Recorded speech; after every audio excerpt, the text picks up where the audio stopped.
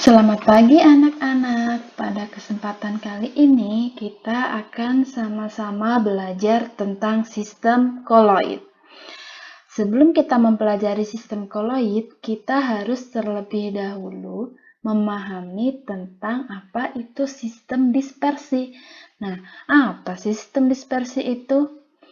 Sistem dispersi ini merupakan sistem yang terdiri dari dua bagian, yaitu bagian pertama merupakan bagian fase terdispersi, dan bagian yang kedua adalah bagian medium pendispersi.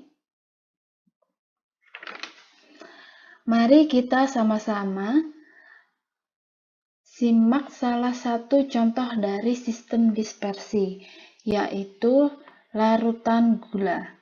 Di sini saya memiliki 1 gelas larutan gula. Nah, pada larutan gula di samping, yang berperan sebagai fase terdispersi adalah gula. Fase terdispersi ini biasa kita kenal dengan zat terlarut. Dan yang kedua, air adalah sebagai medium pendispersi atau biasa kita kenal dengan zat pelarut. Sampai di sini bisa dipahami? Baiklah, kita akan lanjut pada slide yang kedua. Sistem dispersi sendiri itu dibagi menjadi beberapa jenis. Berdasarkan ukuran partikelnya, sistem dispersi dibagi menjadi 3 jenis, yaitu pertama, larutan sejati, yang kedua adalah koloid, dan yang ketiga adalah suspensi. Untuk ukuran masing-masing sistem dispersi dijelaskan sebagai berikut. Untuk larutan sejati, ukuran partikelnya kurang dari 10 angstrom. Untuk koloid, ukuran partikelnya di antara 10 sampai 1000 angstrom. Dan suspensi memiliki ukuran partikel paling besar, yaitu lebih dari 1000 angstrom. Perbedaan antara larutan sejati, koloid, dan suspensi yang berikutnya yaitu larutan sejati terdiri dari satu fase atau homogen. Di sini artinya antara fase terdispersi dan medium pendispersinya itu tidak bisa dibedakan satu sama lainnya.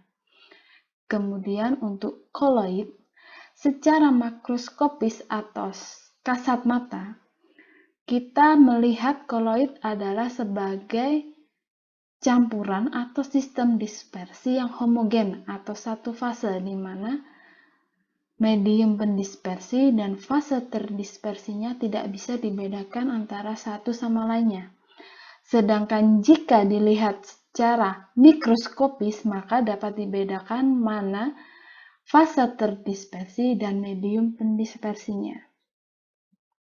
Selanjutnya, untuk suspensi, suspensi secara kasat mata bisa dibedakan antara fase terdispersi dan medium pendispersinya, sehingga kita sebut campuran ini atau sistem dispersi ini sebagai sistem yang heterogen karena terdiri dari dua fase. Selanjutnya, pembeda yang ketiga antara larutan sejati, koloid, dan suspensi adalah kestabilannya. Untuk larutan sejati bersifat stabil. Bersifat stabil ini artinya antara fase terdispersi dan medium pendispersinya ini tidak mudah diendapkan. Dan yang kedua, koloid juga bersifat stabil. Sedangkan suspensi bersifat tidak stabil. Biasanya fase terdispersinya akan lebih mudah mengendap. Jadi bisa dibedakan mana fase terdispersi dan medium pendispersinya. Pembeda keempat dari ketiga sistem dispersi ini yaitu kemudahan dalam proses penyaringannya atau pemisahan antara fase terdispersi dan medium pendispersinya. Untuk larutan sejati, karena dia bersifat homogen, jadi dia tidak dapat disaring atau dipisahkan antara fase terdispersi dan medium pendispersinya. Sedangkan untuk koloid, dia tidak dapat disaring dengan kertas saring biasa karena secara makroskopis dia bersifat homogen atau terdiri dari satu fase. Namun kita masih dapat memisahkan fase terdispersi dan medium pendispersi pada koloid ini dengan menggunakan membran semi-permeable. Untuk suspensi, karena dia terdiri dari dua fase atau heterogen, dia sangat mudah disaring. Bahkan dengan kertas saring biasa, kita dapat memisahkan antara fase terdispersi dan medium pendispersinya. Dan sampai di sini dapat dipahami. Untuk lebih memahami perbedaan dari masing-masing sistem dispersi, mari kita perhatikan contoh berikut ini. Di sini saya memiliki 3 buah gambar, yaitu sirup, kopi, dan susu. Perhatikanlah 3 gambar tersebut. Kemudian jawablah pertanyaan-pertanyaan berikut. Yang pertama, minuman manakah yang homogen dan manakah yang heterogen? Dan yang kedua, jika disaring dengan kertas saring, manakah yang dapat disaring dengan kertas saring? Dan yang ketiga, manakah dari ketiga larutan di samping yang termasuk suspensi, koloid, dan larutan? Mari kita berpikir sejenak. Oke, kita bahas satu persatu. Pertama, sirup. Sirup merupakan larutan karena sirup bersifat homogen dan tidak dapat dibedakan antara fase terdispersi dan medium pendispersinya.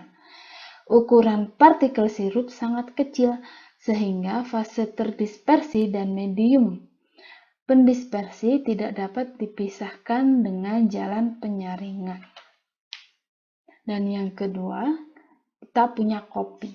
Kopi merupakan salah satu contoh dari suspensi karena kopi dapat dibedakan antara fase terdispersi dan medium pendispersinya, serta keduanya dapat dipisahkan dengan mudah menggunakan kertas saring. Sistem dispersi yang ketiga adalah susu. Susu merupakan salah satu contoh dari sistem koloid. Apabila dilihat dengan mata telanjang, maka antara fase terdispersi dan medium pendispersi pada susu tidak dapat dibedakan.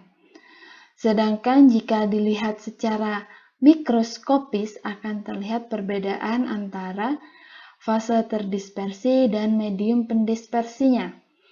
Fase terdispersi dan medium pendispersi dari susu tidak dapat dipisahkan dengan kertas saring biasa, namun dapat dipisahkan dengan membran semi-permeable.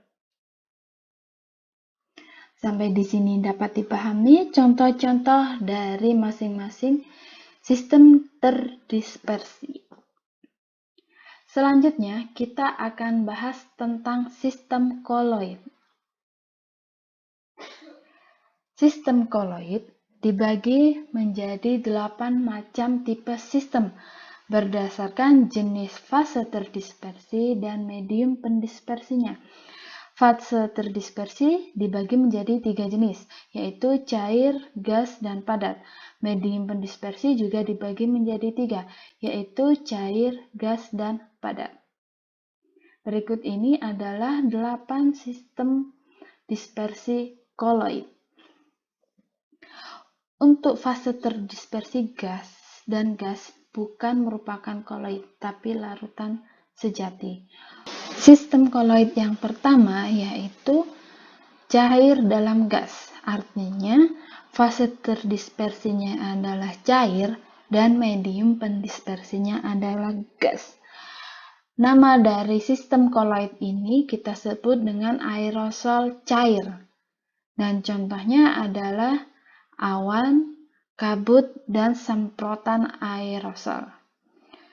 Sistem koloid yang kedua adalah sistem koloid padat dalam gas, atau kita sebut sebagai aerosol padat.